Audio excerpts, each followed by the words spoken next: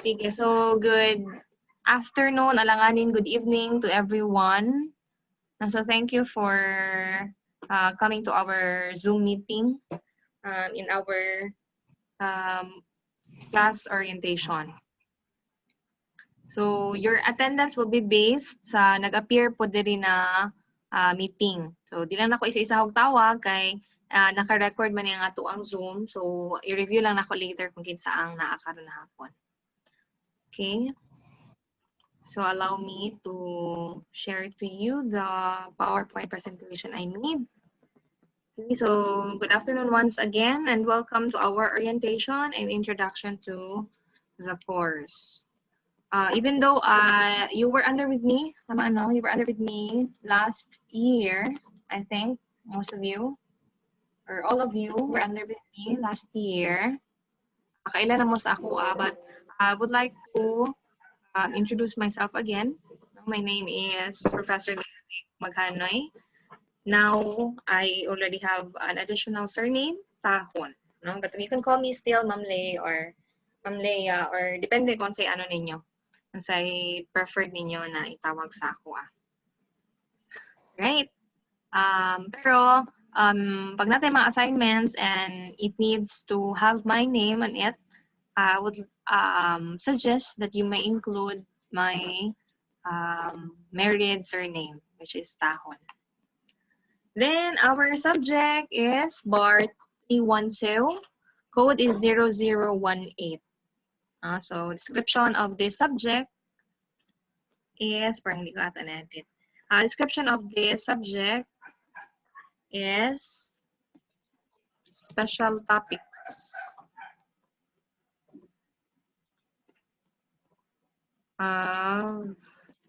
Human, acronym ko na lang ha. Human Resource Management. So, that's the description. Later ko na expound ang content ha. This time, ang general orientation lang sa tapos pag start na sa klase, i-explain na nako unsa ang pasabot ani na klase, nganong naamo ani na subject. So again, ang description is special topics of human resource management.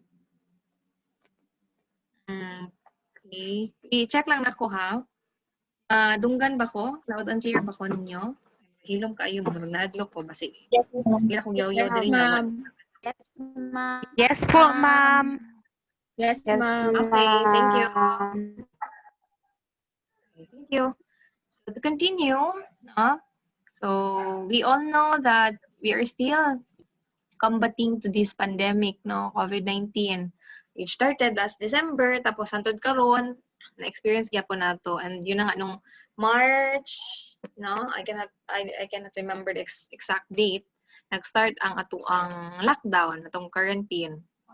March 10, so nag-stop, naitabo na wala na ta nagka-final exam, and then it continued, wala na ta ka-summer. So nag-resume siya June ang summer, pero through online na siya. And ang uban ato is nag-printed module pa ta. Pero karon wala naman tayo printed module, nata tayo online class through paper. In short, we are now having the what we call physically distant but academically engaged method in doing the learning, your education. So wala na ta atong ganara days na nag-atong sa school for this moment na magklase ta everyday. So dito ta mag-discuss, tas adlaw-adlaw po ta do sa atong discussion. Ngayon, we are physically distanced kasi nandyan kayo sa bahay nyo, ako dito sa office, dito sa bahay. But still, we are academically engaged kasi nga, we are still doing our discussion, your learning. So, we call it self-instruction and self-directed learning course manual for online blended delivery. So, Rationale, University of Mindanao is fully committed to cater to the different needs of its students in terms of alternative modes of instructional delivery. So in order to serve the purpose of alternative modes of delivery, a self-directed learning program is developed through self-instructional manual. So various interaction learning resources, like sa Davao, nasa Blackboard, but in here, sa mga branches, especially Panabo, we have subscription, no? We have used Creeper as the official learning management system for virtual or online classes to further enhance the quality of teaching and learning experiences of students. I need to reiterate this, even though I know that during your first term, you were already acquainted no kung sa ang Creeper, pero base na uban namang gyud man nga PM sa ako ang ma'am kanang kailangan magpa-assist ko ma'am kay wala daw siya enrolled subject sa first term base na po diri second term na daw siya nagsulod. So motong kailangan gyapon nato ni i-discuss unsa ang Creeper. So ang Creeper again ang atong ginagamit as official learning management system for our online or virtual class. So katong sa mga wala pa Creeper account, you need to have your email. You can actually send me a private message para mapabuhatan mo og account sa mga Creeper specialists. To continue, with the ongoing COVID-19 pandemic, which has resulted in massive social and physical distancing, prohibition of mass gatherings, suspension of classes, and extended community quarantine or lockdown, there is a need to fast-track the development of SIM or SDL manuals to respond to the segmentized and unique instructional needs of students. Kasi nga, it's actually a national mandate or worldwide, actually parang sa Philippines na lang ata na mandate na we are not yet allowed to have physical classes. Sa uban country, so makita nyo sa news, siguro na anay mga schools nga nagabalik na sila sa ilahang actual class. Pero katumang ng uban ng mga countries is tawag na enough ilang resources to combat sa pandemic. Pero ngayon sa atin, for safety purposes, atong mga panggamhanan, government personnel, officials, they have come up with this decision for our safety as well. So kahit wala tay klase physically, yun na nga, nag-develop me og self-instructional manual para in that way, maka-learn lang gihapon mo. But of course, since UM is really committed to quality education, yun na nga, nag-subscribe tayo ng paper para mas dali ang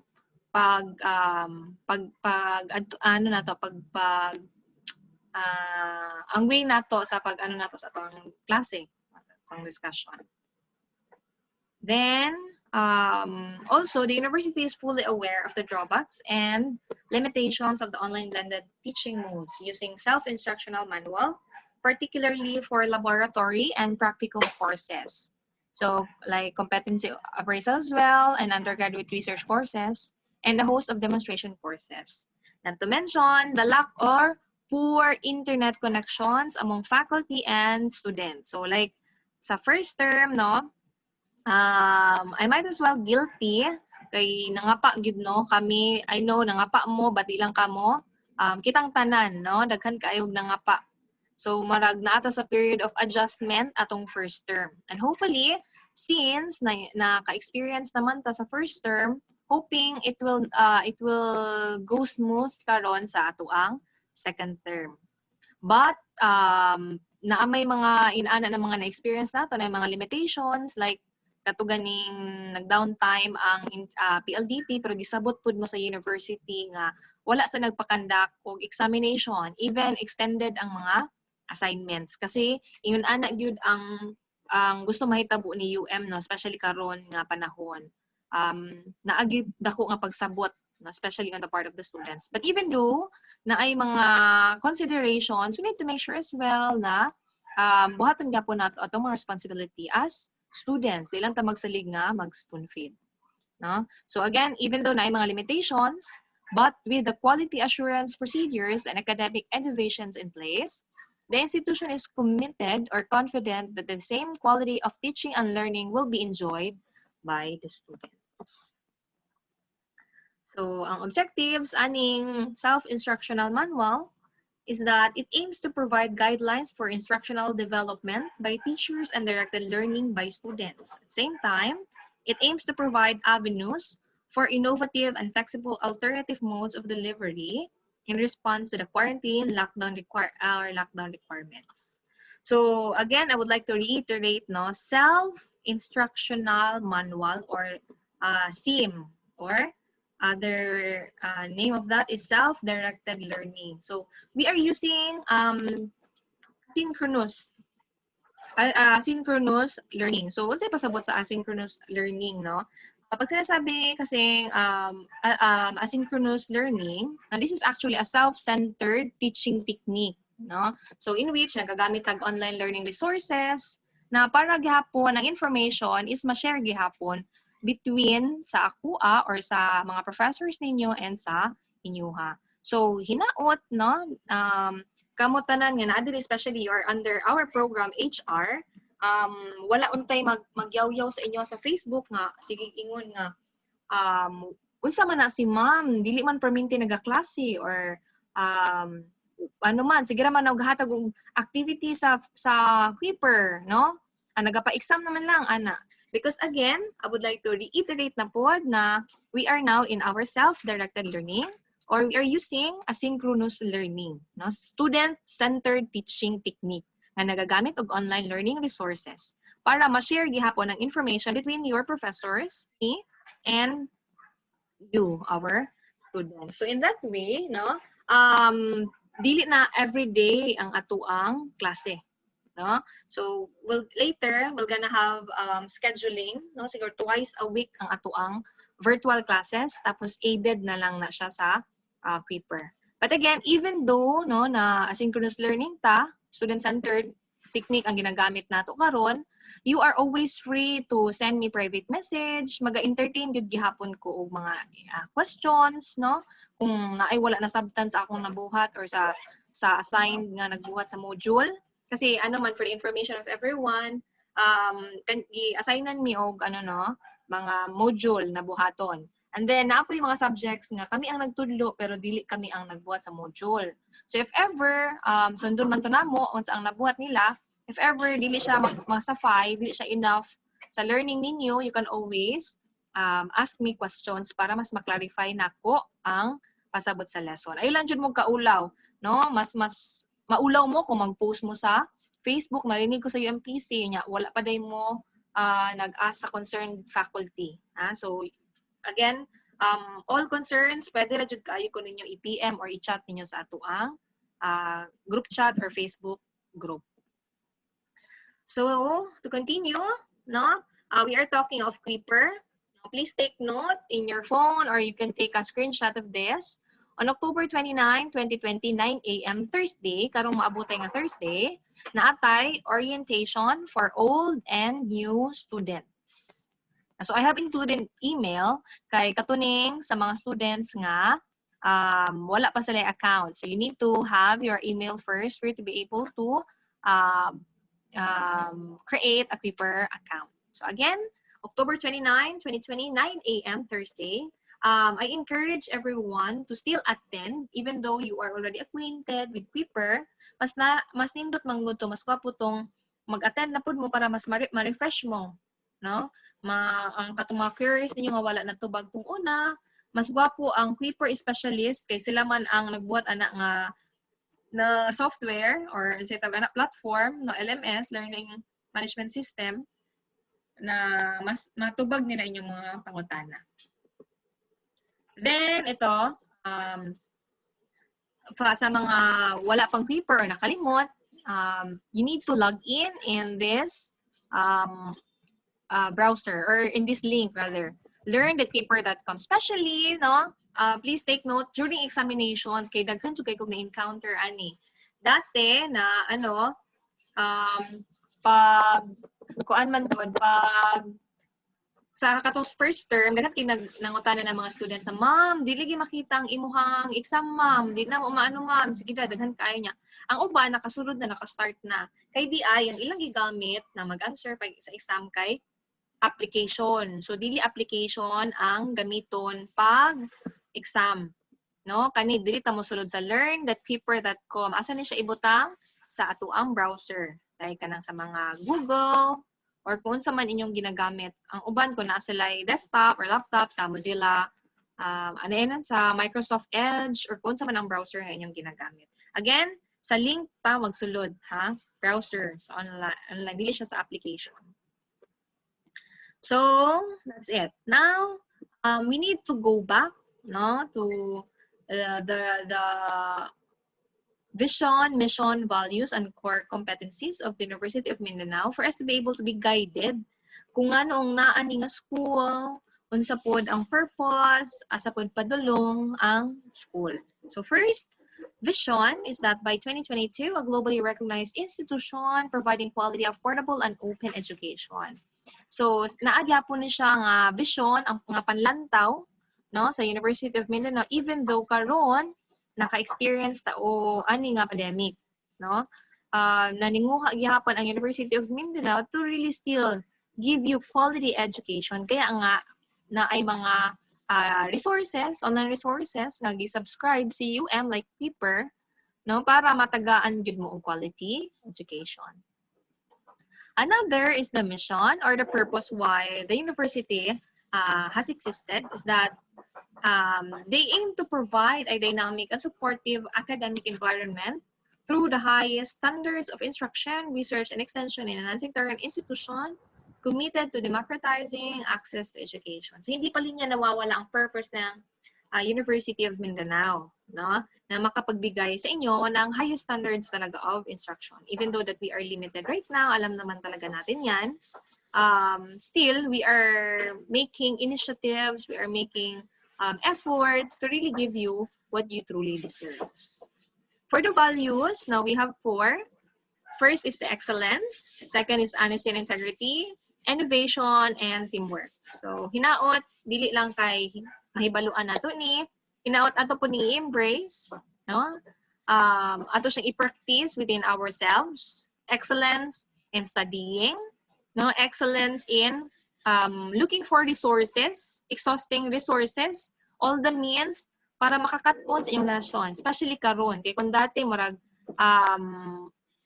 real talk magyud no ambot ug naa ba kay ing anana diri sa physical manggutong unang panahon parang everyday ang klase nya human magsalig lang nabito na si mama minora mosulod lang pasana no pero karon lisod baya kay again na ata sa asynchronous learning nasa ta sa self-directed learning dili ta everyday nagka-klase nag-aid me naghatag instruction pero you do more of the task, you do more of the reading, no? Kasi nga student-centered siya. Now, you all have the means, you all have the resources, no? Pwede mo mag-search, mag-internet, mga tutorials, and additional articles to read on. In that way, you can become excellent. Then, honesty and integrity, so dapat matinud-anon jud ta sa tanan natong ginabuhat. Dili lang sa atong klase, pero sa atong panimalay o sa pang-adlaw-adlaw natong ginabuhat. Innovation, look for ways that can go beyond what's the normal or the usual things that has been done. Then teamwork, magtinabangay, dili sa pagpangopya, no? Dili sa pag-cheating, but teamwork in a sense na kung saang effective na way, no? Unsa ang example ko na yung mga group task, then you can help, no? You can actually have collaboration, teamwork, no? Maghatag og mga ideas, information, suggestions para mas maging effective ang isa ka task. Then the core competencies nga na ang university are quality education, affordable education, and open education. Important dates to note, no? Ibutang, pwede niyo screenshot. First is on November 6, no? Muna ang ato ang first examination. That will be next week, Friday. Then second examination, November 20. Third, December 4. And final examination will be on December 17 or 18. Depende kung asa ma-fall ang ato ang schedule. Then, how are you being graded? So, using these assessment methods, no? So, there are 2 categories. Examinations and class participations. Under examinations, no, we have 4 exams. For first to third examination, nasa 10% equivalent, no, per exam. Then ang final 30%. So total of 60%.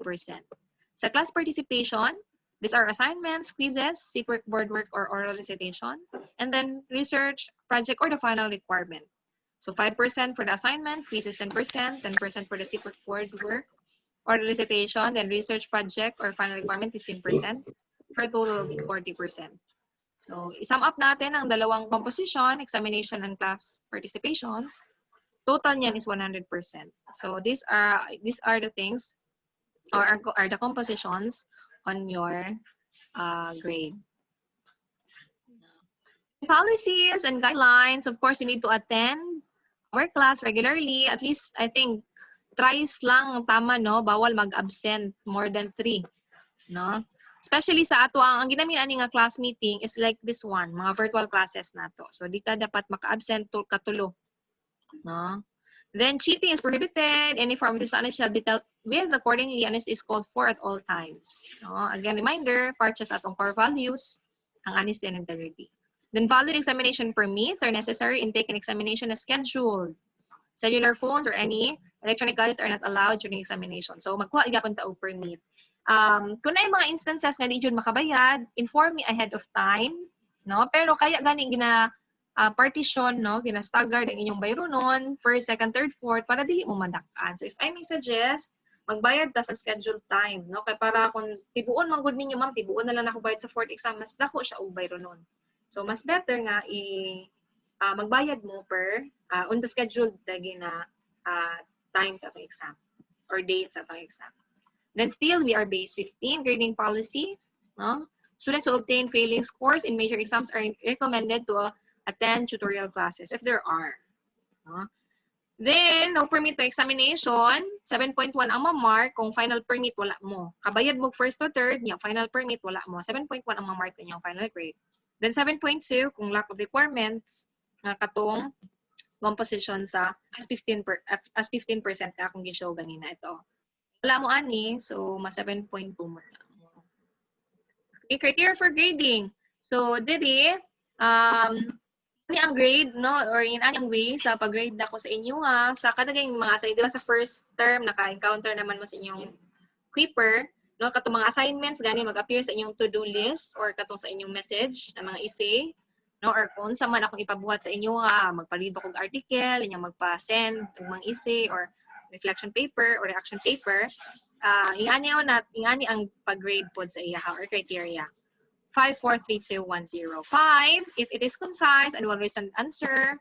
4, slightly wordy answer with guidance from instructor or classmates. 3, slightly wordy, slightly convoluted. Reasoned answer with guidance from instructor or classmates. 2, if it's wordy, convoluted, slightly reasoned out. And also 1 siya kung unreasoned answer ka ng mga pataka-taka ragod o mga ano ba. Usually, real talk ani kay ano gyud basta kay na mapasa nga assignment, mangupya online, paste na lang, way basa-basa. Basta kay mo ni iyang research, maura po dayon, wala gisabot kung tama ba tong content, appropriate ba, no? Ano na siya, iwan ako na siya. Kaya mahibalaan man na ako, depende sa pag-construct. No? I have my way of knowing kung imuha ba yun ang sariling binuhat or gikopy lang nimo. And of course, kung di ka makapasa, you will have 0. No? Absent or refuse to participate, dili ka magpasa. So that's it. Thank you so much for listening. Now I'll be entertaining questions and clarifications. Anyone would like to ask? Sean, you may turn on your mic and ask questions. Anyone? Hello, are you there? Basi natulog na mo, no? Gion lang ninyo inyong mga kuan. Nakalagin lang mo niya. Wala na day mo dira. Anyone? Wapa mi, ma'am. I'm so Yes, quiet ako, ma'am. yes. Ano yun? Ano yun, Melalyn? Wala, ma'am. Wala. Okay, sige. Lang yun, ma'am. Sino yung nag-ask? Sino siya? Please acknowledge yourself. Ako, ma'am. Fantastico. Fantastic, Joel. Oo. Joel, I'm not sure. I don't want to say this na sure ko sa pag-ingon, ha. Pero i-review na ko tong SIM kay naman ko tayo ano, sa self-instructional manual.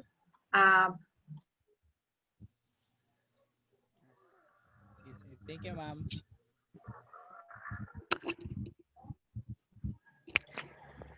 I think parang 3, Joel, pero I need to clarify it. Mas gwapo magutong document based. Wala na ko nadala kay nakauli naman ko ba kay karon mang good ang duty namo is 8 AM to 4 PM lang. So bawal na mi mag-extend sa office. So mo to naguli dahil niya nabilin akong document. Sige lang, Jo, i-send ko na lang sa GC tomorrow or i-post na ako sa FB group na to, ha? Thank you, Joel. All right. Some more question, clarifications?